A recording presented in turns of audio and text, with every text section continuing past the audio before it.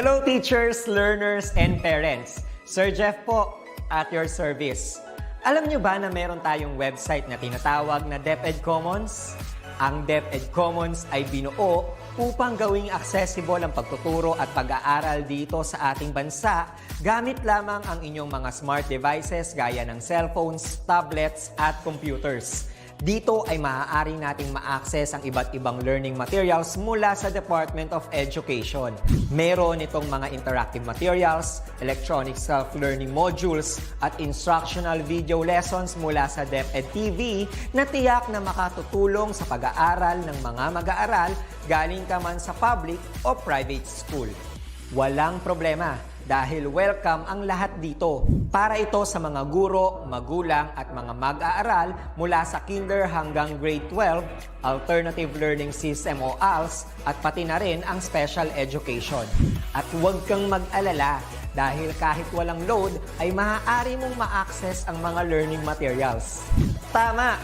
Libre ito. Ang kailangan mo lamang gawin ay i-on ang iyong data at buksan lamang ang iyong browser at i-type ang commons.deped.gov.ph. Alam na ba ng iyong mga kasamahang guro o mag-aral ang tungkol sa DepEd Commons? I-share mo na ang video na ito upang matuto rin sila kung paano gagamitin ang DepEd Commons sa mabilis at napakadaling paraan.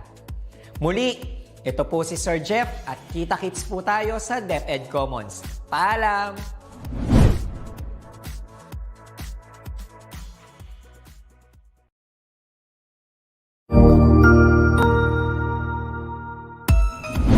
Mabuhay! Good day to all! I am your tutor Madge. Welcome to ETUlay, a free online tutorial, an initiative of the Department of Education, Information and Communications Technology Service, Educational Technology Unit, ICTS, EdTech. This program is aimed at helping and assisting learners from kindergarten, senior high school, ALS, Alive, and SPED learners. Aside from answering the modules, the ETUlay is offering programs which you will surely look forward to. Together with our parents and teachers, the ETUlay will bridge the gap where difficulty and ease meet in learning new knowledge and skills.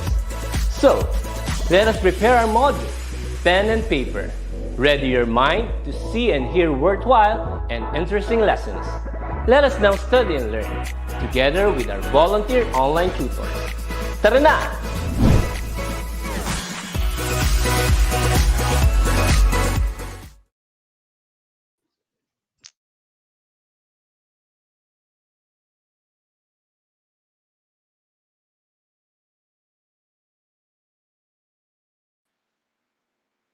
Tutor, our audio port is still muted. Thank you. Hi there, learners! Ayan! I hope that you're all doing well. I am Teacher Julie, and I will be your grade 10 illustrator tutor for today. Today, let us embark on our journey of becoming an illustrator. At bago tayo magsimula, lagi nating tandaan na tunay na kaysaya kung pagkatuto ay sama-sama. Ano mang aralin sa Illustration 10, siguradong kakayanin. Kaya ano pang hinihintay ninyo? Ihanda na ang papel, ang gadget, ang inyong mga ballpen. Tara na simulan ang pagkatuto sa Illustration 10. Okay. Punta tayo ngayon sa ating week 1. Ano ba ang ating week 1 ngayon? What will be our topic for today? So we will be working with shape. So in our previous examples or previous session, we had discussed the environment of Adobe Illustrator. So yun ay mga patikim lang o kaya mga introduction para makapagsimula na tayo sa pagguhit digitally. Okay, bago ang lahat, batiin muna natin ang ating mga manonood. Magandang tanghali, Kent Brian Bagasbas from Bliss Elementary School, kay Boknoy Abella, kay Ruben Sison, hello po! Alma Barazon Ortezano, happy Friday! Yes! And Ruth Manggiat. Okay, good afternoon sa inyo mga manonood. At ngayon, subukan nating tingnan ano ba ang ating mga objectives for this week. Handa na? Okay, simulan na natin. So, at the end of our tutorial, we are to enumerate the different shapes that you can create in Adobe Illustrator. And of course, we are to navigate the Adobe Illustrator Shapes tool. And ang pinakamahalaga, let us value the importance of different shapes in our artwork. So, mahalaga ang mga bagay nito, kaya tara na at simulan na natin. Pero bago yon, bigyan natin ng parangal ang mga tumanggap ng hamon sa atin last week. Ito yung week 8 challenge natin last week, no? Sila yung mga nagsagot ng ating challenge quiz. Okay, sino ang mga ito? So, congratulations, Valye, Ricky, Angeline. Ito yung mga top, no? Mga matataas na nakuhang score. Si Ayala Don Severino, si Abenoha Marlene, Ko Jain Michael, Palaruan Ken Chrysler, Karanay Mara Yvette, si Lugar Lyle Croft, at si Avancenia Mark Daniel. So, ito yung mga nagsagot last week, no? Congratulations at binabati ko kayo kasi alam ko mataas ang score nyo dahil kayo ay nakapanood at natuto sa ating quarter 1 ng illustration. Okay, so let's move on. Bigyan natin muna ng tips ang ating mga sarili. Okay, fit artboard in window. Natatandaan nyo pa ba yung ating mga artboard? Paano ba ito? Ano ba yung mga artboard? So, punta tayo ngayon sa ating Adobe Illustrator. Fit artboard in window. For example, ang ating artboard or ang ating document window ay naka-extend. Siyempre, kung meron tayong drawing, hindi natin yan agad makikita lahat. So, para makatulong at makita natin lahat ang ating mga drawings, punta tayo sa View and Fit Artboard in Window or Control 0. 0 siya, hindi O. Kasi ang Control O ay Control O for opening a file. Okay, so ayun. Napansin? Siya ay nag-zoom in, sakto yung inyong paper sa screen. Okay? Next tip. Let's have the next tip, which is to show bounding box. Ano ba yung sinasabi nating bounding box? So when we insert an object in our drawings or in our document window, katulad dito, meron kang kailangang bounding box o yung tinatawag natin, pwedeng tawagin din na handles. Paano mo hahawakan ang inyong mga objects? For example, meron akong shape. Ayan, makikita nyo, meron siyang mga maliliit na squares. Ito, yung mga puti na yan, maliliit.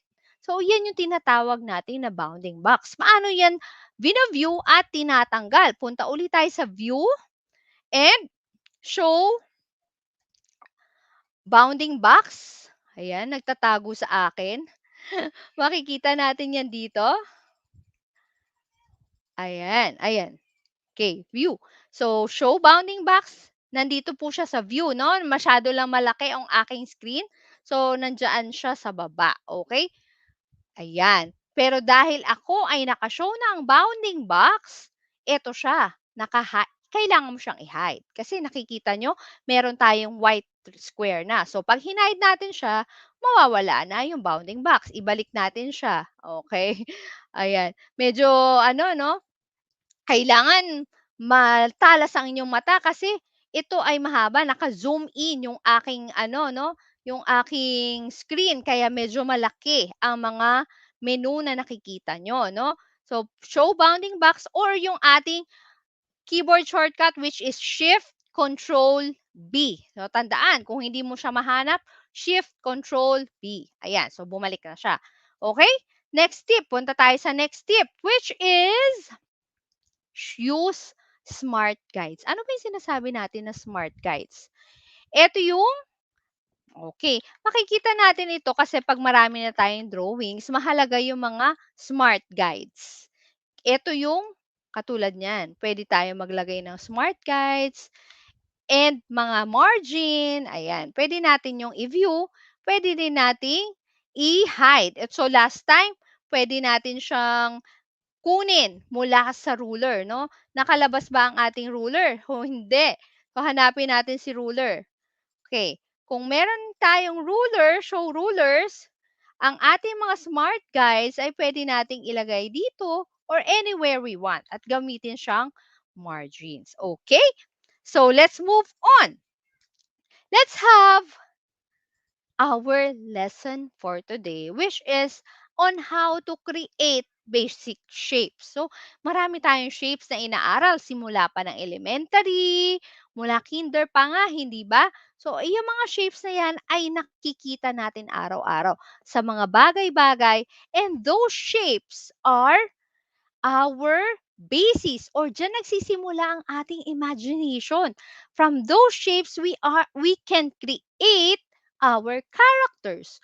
We can create our artwork. So diyan nanggagaling ang ating mga ginuguhit sa mga shapes na tinatawag. Okay?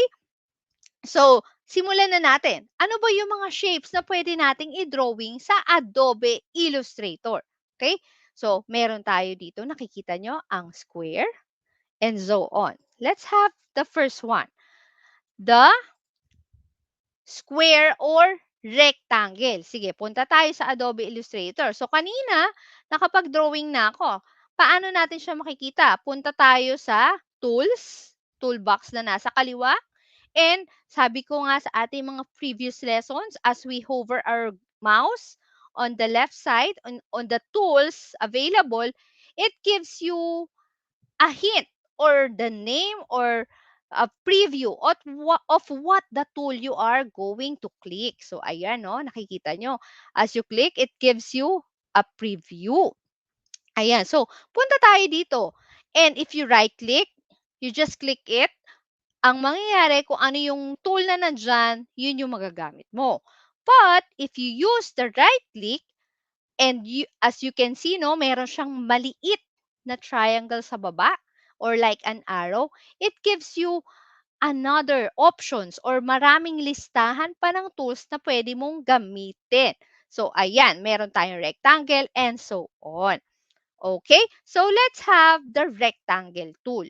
Okay? Bago yan, batiin muna natin ulit ang mga manonood. Good afternoon. Kim Melandra from 5K Project for Quezon City. Good afternoon sa inyo. At kay Janelle Acosta from Audacious Listening and Audacious. Okay, from 10 Audacious pala, no? Ayan, from LFG Diamantina National High School. Okay, hello po sa inyo, ano? Isa po kayo sa mga awardee last quarter and congratulations po. Wag po kayo magsasawang manood at matuto kasama si Tutor Julie. Okay? Good afternoon po, Florisita Lumelay. Ayan, sa mga grade 10 is Kilus, no? Tama ba ang aking pagkaka-pronounce? Ayan. Good afternoon din, Mara, sa ating mga manonood. So, wag niyo akong iiwan at tuklasin natin paano mag-create ng shapes. So, punta na tayo sa rectangle nga. So, as we click and drag, we have the rectangle. And as you click and drag, so pwede ka na, ano ba yung preference mong size? Is it smaller or bigger? And as you can see, may maliit na box dyan na nagpapakita ng size. O nakikita nyo, meron siyang width, merong height. And it is dynamic ha. As you click and drag, it gives you the size. Okay? Ayan. So may rectangle na ako. Next tool, which is also the rectangle, but it allows you to create a circle. Oh, sorry, a square pala. Ayan, nalito na si tutor. So, click and drag. Paano mo malalaman na square na yung drawing mo?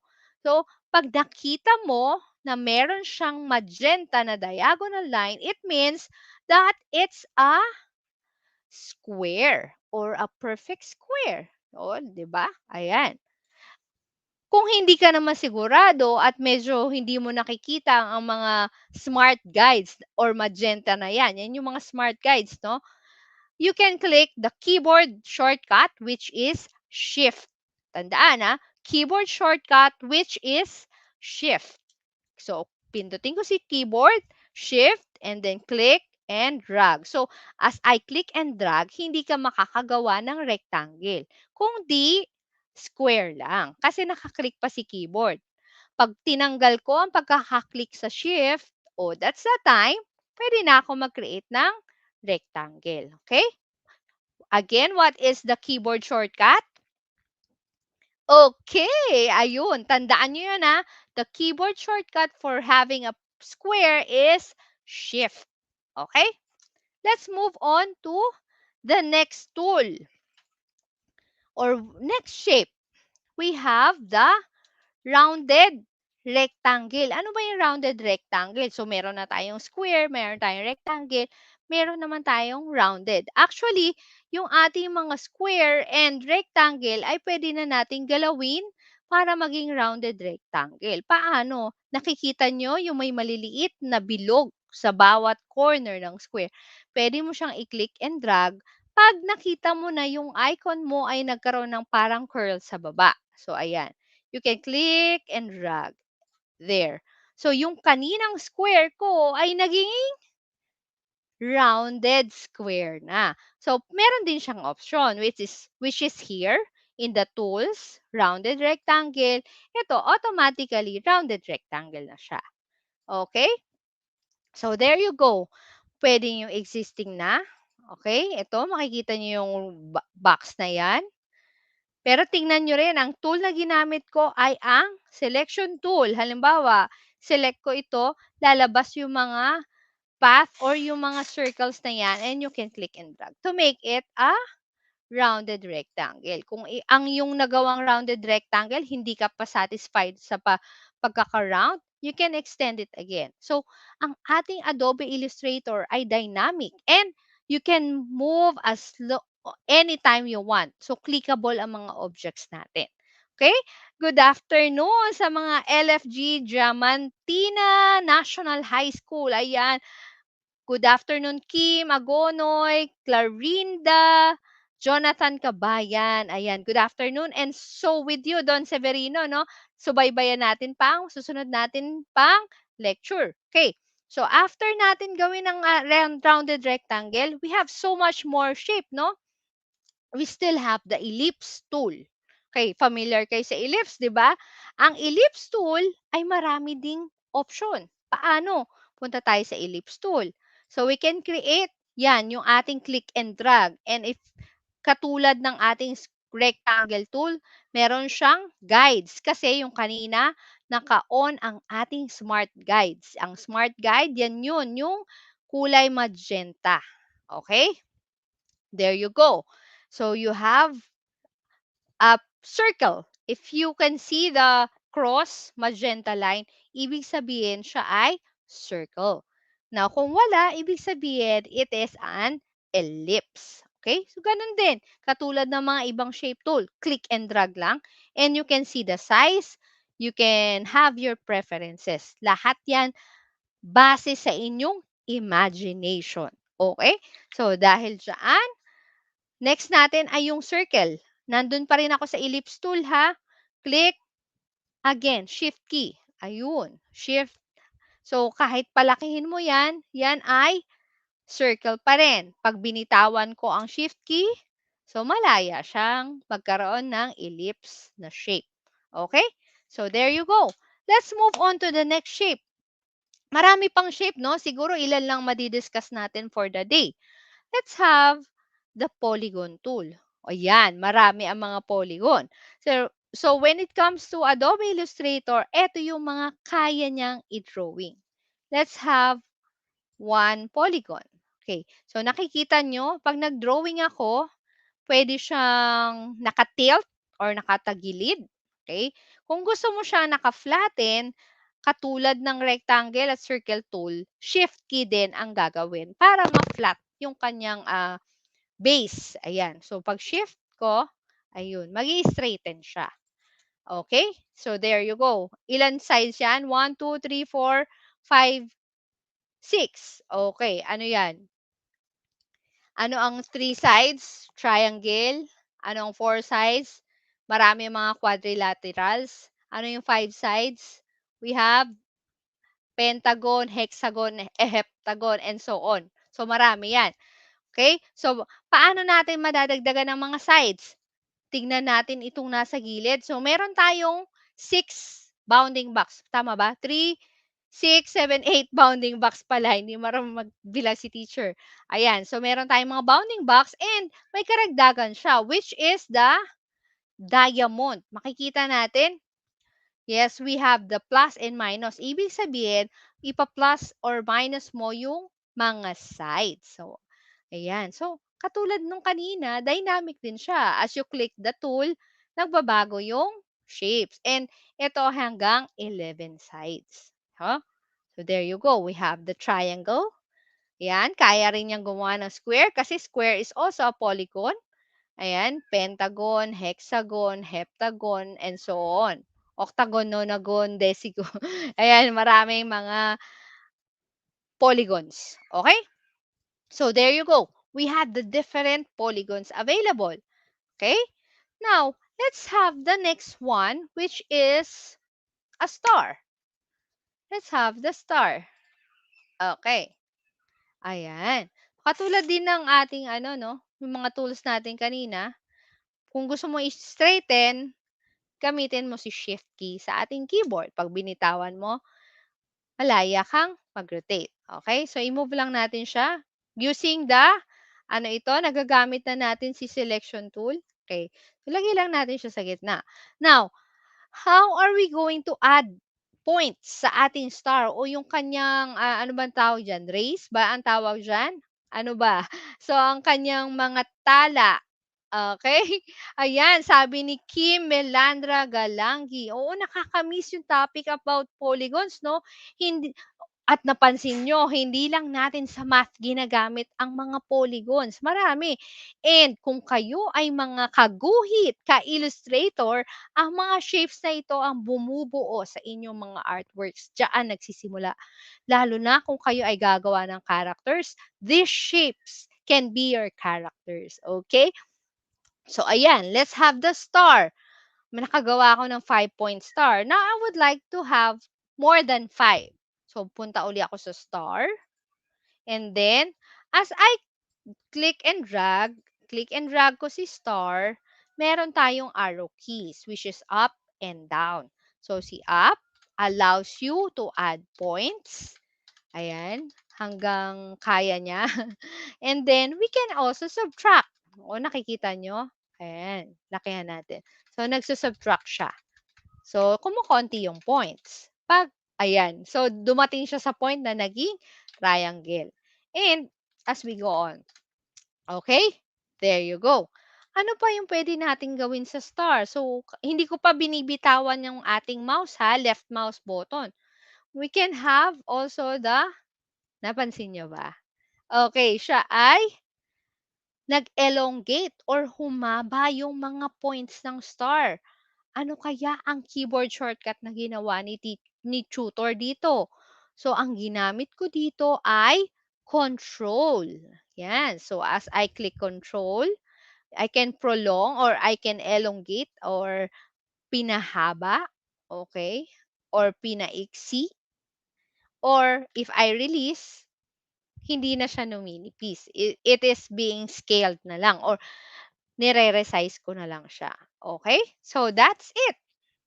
So, we were able to create a square, a rectangle, rounded rectangle, a circle, ellipse, the polygons, and a star. Ano ba yung mga pwede nating gawin sa ating mga shapes? So, bukod sa pagka-create ng shape, hindi lang yan, hindi humihinto dyan, ano? Meron pa tayong pwedeng gawin. So, pwede natin, katulad ng ginawa kanina, we we can add or subtract sides. Ayan. We can also rotate, move from one place to another. And then, we can also color. Okay? Hindi pa natin nagagawa yung color, ano?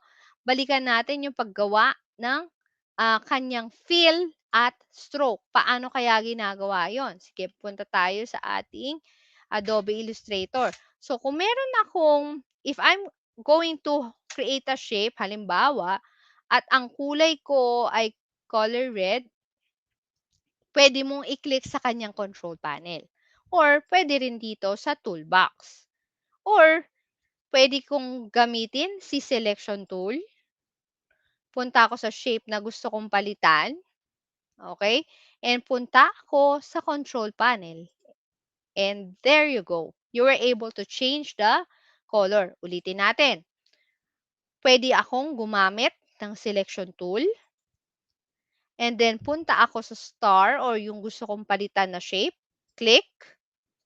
Pwede kong palitan dito. Maraming paraan paano mo palitan ng kulay. Pwede sa panels, pwede sa toolbox, pwede rin sa control panel. So, ano ba yung pinakamadali sa iyo? Kayo ang bahala kung saan ang pinakamabilis para sa inyo, no? Pwede dito. I can click there. Or, I can choose from here sa control panel. Okay? So, there you go. We were able to change the color of the shapes. Now, what's next? Katulad niyan, no? Na-arrange ko siya. And then, also, I can resize or edit the stroke. Ano ba yung tinatawag nating stroke? Ito yung mga edges ng mga shape. So, pag kilik natin siya, so nakikita nyo from here, it is color black. For example, pwede ko siyang gawing yellow. So, nakita nyo, it was changed also. But, medyo manipis. Paano mo siya dadagdagan? Oh, we can go to stroke here and choose a number. So, habang lumalaki yung number, tumataas or kumakapal naman ang inyong stroke. Okay? There you go. O, hanggang makapal na gusto mo. So, kung ano ba yung kailangan mo? Ano ba yung bagay sa iyong mga artworks? Okay? And of course, we can choose from different types of lines. So, meron siyang with profile na ganyan. So, nakita nyo, na-observe nyo, may part na numipis. Okay, the next one, yung medyo irregular, may part, nagkaroon ng ibang part na manipis. And so on. Ayan. So, maganda, may explore nyo siya. Sabi ko nga sa inyo, maganda na ikaw mismo ang tumuklas sa mga bagay-bagay sa Adobe Illustrator kasi it ignites your passion or your imagination. Kasi pag ikaw yung gumuguhit at artwork mo yan, ikaw nakakaalam paano mo siya mapapaganda. Okay? Punta naman tayo sa kanyang klase ng stroke. So, pwedeng solid line. Tawag niya sa kanya ay basic. We can also have the feather. Ayun, kung nakikita nyo, medyo nagkaroon siya ng parang variation, no? Ayan. So, since manipis lang siya, hindi masyado makita. Ayan. So, meron siyang feathery type ng edge. Okay? And mga brush stroke. Ayan. There you go. And mga denim. And you can also choose from library. So, maraming options na pwede nyong puntahan. Okay? So, excited ba? Gusto na bang maggumuhit? Ayan.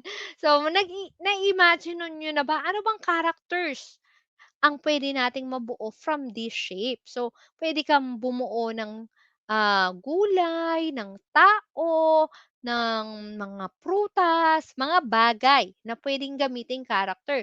'Di ba napapansin niyo naman mga napapanood natin from anime, from cartoons, and so on, may mga shape siyang pinagmulan. Merong thin or yung mga payat na tao, meron namang medyo malusog, ayan. Ayan yung mga nakikita natin. And from the shapes, from the stroke din, pwede nating i-edit ang kanyang opacity. Ano ba yung sinatawag natin na opacity? Ayan. Punta tayo dito. We can have it 100% or kanyang mas manipis. Ito yung kanyang transparency. And as you can see, na kung kanina 100% siya, hindi natin nakikita yung polygon na nasa likod na green. And when you subtract the opacity, medyo nasisilip niya na yung nasa likod na polygon. Okay? O, yun. And so on. Pwede kang pumili sa color wheel. Ayan. Pwede kang mag-color wheel dyan. And so on. Okay? There you go. So after we add the stroke, we change the fill, we can also arrange. Ano ba yung sinatawag niyang arrange, no? Gamit tayo ng selection tool. So, kung nakikita nyo, ang ating star na red ay nasa harap. Next natin yung transparent star.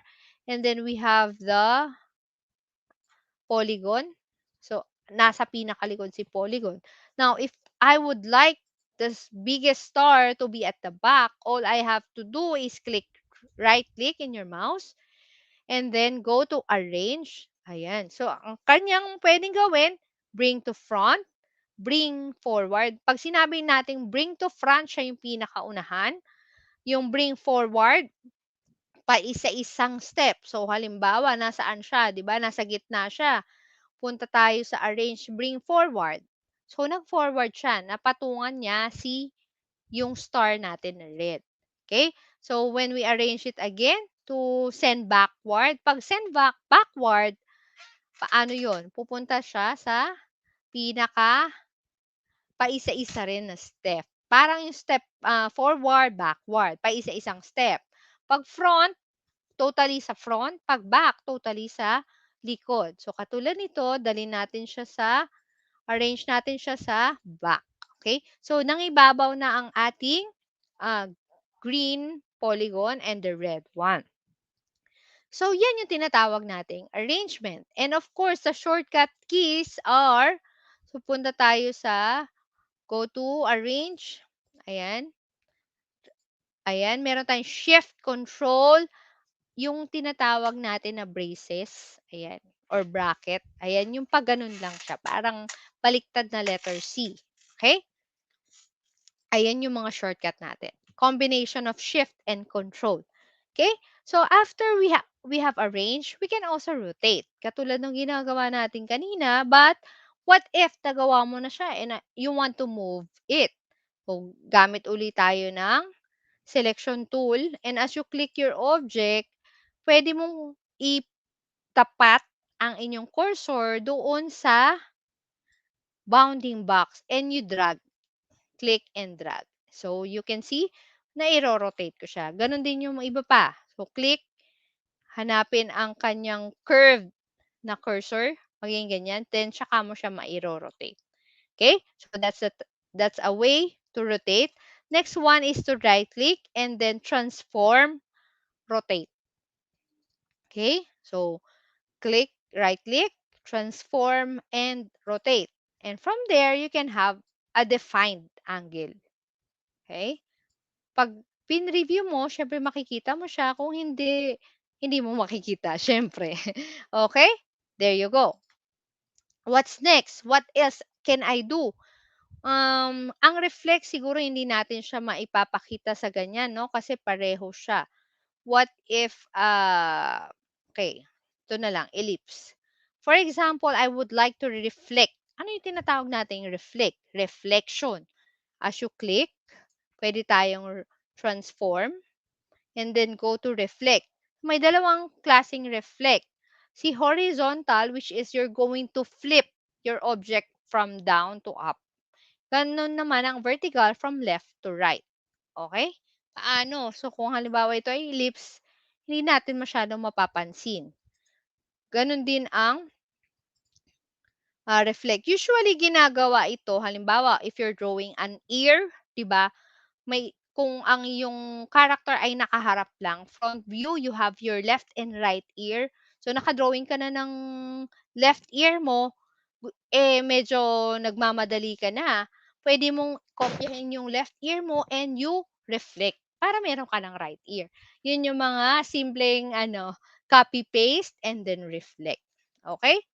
Yan. So, hindi siya napansin kasi siya regular shape lang siya from left to right and so on. Okay. We can also shear. Ano yung sinasabi natin shear? Click, transform, shear. Ano yun? Paano? So, merong horizontal, vertical. Ayan. So, para siya nai-stretch. And you choose the angle. Paano ba pag 45? You can type naman. There you go. Okay. So, ayan yung 45 degrees. You can shear. Okay? So, maganda ma-explore natin 'to para magamit niyo rin sa inyong mga artworks. There you go. So, marami pa 'no, marami pang options. Explore natin si transform and so on. We can also group, we can also join shapes katulad nito. If you all have the star, ayan, balik tayo sa selection tool. Ito pala ha, 'pag gusto mo marami kang ma-click na shape, shortcut ulit shift, ayan, para mas mapili mo sila lahat. Gagamitin mo uli ang shift key. Okay? So, bilisan natin ng konti. Ayan, next one. Meron pa ba tayong nakalimutan na aral? Meron pa ba? Meron pa ba mga tanong? So, good afternoon sa mga taga Isaac Lopez Integrated School. Shout out sa aking mga estudyante dyan. And of course, sa isa pa nating awardee sa LFG Diamantina National High School. Thank you very much po. Ayan, pati si Kim Melandra from Jose P. Laurel. Ayan. Maganda, no? Hindi tumitigil ang ating pagkatuto sapagkat tinutuklas natin ang mga bagay-bagay sa Adobe Illustrator. Okay. So, subukan natin. Meron ba tayong natutunan sa araw na ito? Meron ba tayong natuklasang bago? Punta na tayo sa ating mga quiz. Simpleng katanungan or kung ating bang natandaan ang mga naaral natin. Okay. Let's answer. What is the keyboard key to make your shape a perfect circle or a perfect square? Actually, square and circle lang, okay na, no? Understood na yon. What are the choices? Is it A, Alt? Is it B, Backspace? Or is it C, Control? Or D, Shift? You can type it in the chat box. So, ito, if you're having the rectangle tool, all you can do is click this keyboard shortcut para hindi ka na hanapin mo pa ba yung smart guide na square na siya. Hanapin mo pa ba yung magenta colored lines as guide kung siya ay circle na, no? So, ano ang ating sagot? You can type in the chat box. Okay. Ano ang tamang sagot? It is letter D, shift key. Huwag kakalimutan yun ha. Makapangyarihang shift key pagdating sa mga shapes, no? Let's have the second one. Let's have number 2. What is the keyboard key that add points in a star? Okay, nung gumawa tayong star, nagkaroon tayo ng pagdagdag ng points. Ano ba yung mga keyboard shortcut na ginamit ko? Is it A, alphanumeric? Is it B, arrow keys? Is it C, function keys? Or is it D, number keys? Natandaan ba nyo? Ano yung ginamit natin? Is it alphanumeric? Ito yung A, B, C, and symbols. The arrow key, the left, right, up, and down. Function keys, F1 to F12. Number keys, ito yung mga numbers sa kanan kung ikaw ay may keyboard, actual keyboard na ginagamit. So, what is our answer? Okay, very good. The answer is letter, anong sagot natin? Letter B o yung tinatawag nating arrow keys. You click the up and down. Okay, next one. What tool also allows you to change the fill color of your shape? So, kanina, meron tayong dinagdag na tool. What is that? Is it A, the move tool? Or B, the pen tool? The C, selection tool? Or D, type tool? Ano kaya? Ano yung tumulong sa ating kaninang tool para makapag-change tayo ng fill color, pwede rin ng shape, pwede rin ng mga transform, kapangyarihan na transform ng ating Adobe Illustrator. So, ano yung tamang sagot? It allows you to change the fill color. Okay, it's letter A. Very good. It's the move tool. Next one. In what panel can you change the fill color of your shape? So, ano yung pwede nating puntahan na panel? Is it A, the library, B, the properties, the C, shapes, or D, transform. Ano kaya ang naisip nyo na pwedeng may color, pwedeng may stroke, okay, may fill color. Okay, siya ay letter P. Okay, very good. It's in the properties tool. Okay, next one. What part of the AI environment can you change the stroke size of your shape? Actually, marami, no? Sabi ko nga sa inyo, meron sa left, meron sa right, meron sa up and down. Ano ba ang tawag natin doon? Is it A, the AI button? B, the application bar? C, the control panel? Or D, the status bar? Saan natin makikita yung part na as you click this option or the tool, it will also change according to the tool, ano? So, ito ay makikita natin sa letter C, control panel. Okay, very good. So, good afternoon sa ating mga manonood. Good afternoon sa mga taga 10 Odysseus watching from Luis Fe Gomez Diamantina National High School. Good afternoon po sa inyo, sa inyong si Miss Jennifer Lagat. Good afternoon po at thank you din po sa inyong teacher at hopefully nakakatulong po ako sa inyong mga aralin. Hindi lang sa aralin, kundi maging sa inyong journey on becoming an illustrator. Okay, dahil dyan, let us wrap up and generalize ano ba yung mga naaral natin for this day.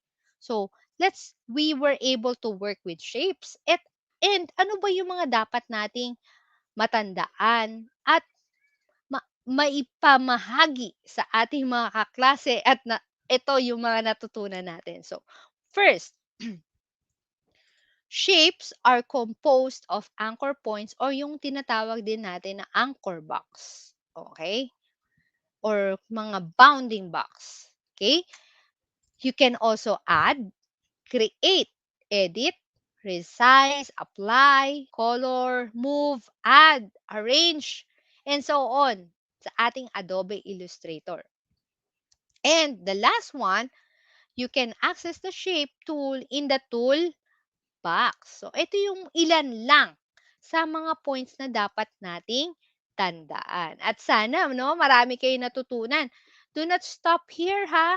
Because there's a lot more to explore with Adobe Illustrator. Okay? And from there, I would like to part you with this. Lagi ko tong ibinabahagi sapagkat sa ating creativity, sa ating mga kaguhit, ka-illustrator, this is a challenge of creativity, intelligence while having fun. So, ito nga, Creativity is Intelligence Having Fun by Albert Einstein. Huwag titigil mga kaguhit. Kung meron man tayo mga kinahaharap sa buhay, gamitin natin ang mga ating experiences, mga feelings to create our artworks. Mapa-digital or manual, mapapakinabangan natin ang mga iyan. So from there, I am very delighted to know that you were here with me this afternoon. And I hope that you were able to learn our topic that will lead to our activities in Illustration 10, an exciting and fruitful one. Okay? And always bear in mind that education will advance to the capable child. So strive hard and burn the midnight oil to make your dreams turn into reality. So muli, samahan niyo ako next week, alauna, tuwing Biyernes, at tandaan kung kakayahan ating huhubugin, abilidad ay nasa atin. Hanggang sa muli, at huwag kakalimutan mag-comment at mag-suggest kung ano yung mga may katanungan kayo sa topic, may karagdagan, may suggestion.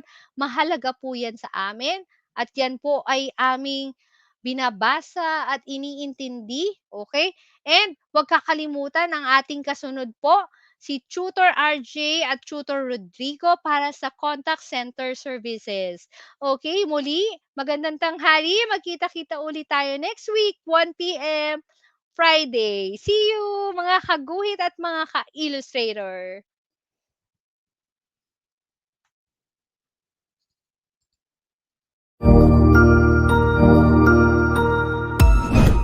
Ang husay naman! Natapos mo ang iyong tutorial session kasama ang iyong mahusay na ETUlay tutor. May bago ka bang natutuhan? I-share na yan gamit ang hashtag ETUlay Level Up. Huwag aalis ha, dahil may susunod pang programa na pwede mo ring panoorin at salihan. Dahil naghihintay na ang iyong mga tutors. Happy learning dito sa ETUlay!